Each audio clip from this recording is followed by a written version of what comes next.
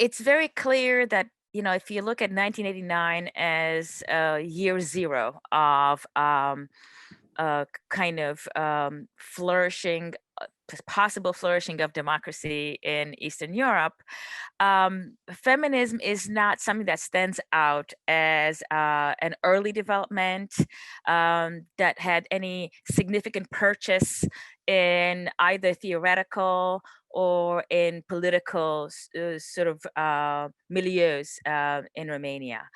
The building of civil society, as it was sort of coming into being in the 1980s very furtively, and maybe we can go back there a bit later, but starting to really develop in the early 90s, was really focused in Romania on the specific articulations of communism in one family, which is in a way unique to Romania in Mhm. relation to other communist countries. So the hatred of Nicolae Ceausescu was entwined with the hatred, even greater hatred of Elena Ceausescu. What I want to say is that there was a script in Romania in terms of women's participation in politics and women's power in the public sphere is very much identified with the hatred for Elena Ceausescu. And so the script went something like this.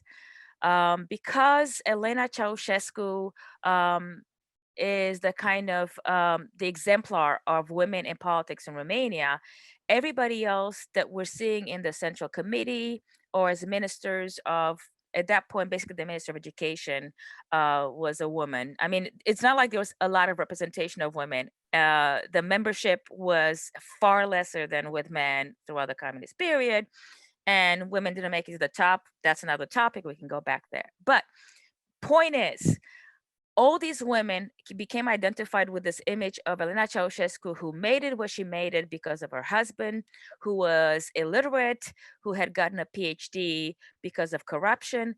In short, let's kick women out of politics because we cannot trust these people because look at how corrupt they are, right? So the kind of double standard that we see in other places with regard to gender representation in politics is very present there, but with a flavor that is very particular to Romania's history and that negative image of Elena Ceausescu, right? So the fact that, in fact, there had been some really powerful female writers who were writing very critically about the communist regime was not something that stood out as something to celebrate among the dissidents. If you think about the dissidents in Romania, there's one woman that stands up, Doina Cornea, who was basically a peaceful, anti-government, so truth to power speaker, right? But other ways in which women participate as dissidents and in the making of civil society were not really brought to the fore. And I can tell you that today, because I've been looking at this as I work on gender analysis, if you look at how history textbooks are presented today about what happened around 89 and afterwards, it's Doina Corna. She's one of the few women that appears as any kind of positive character, uh, heroic character in the entire history of Romania. Mhm. There's like maybe three others, right? So this is to speak about the kind of space that knowledge makers have made for women or for women-centered types of participation in civil society and in politics in the early period of the 1990s.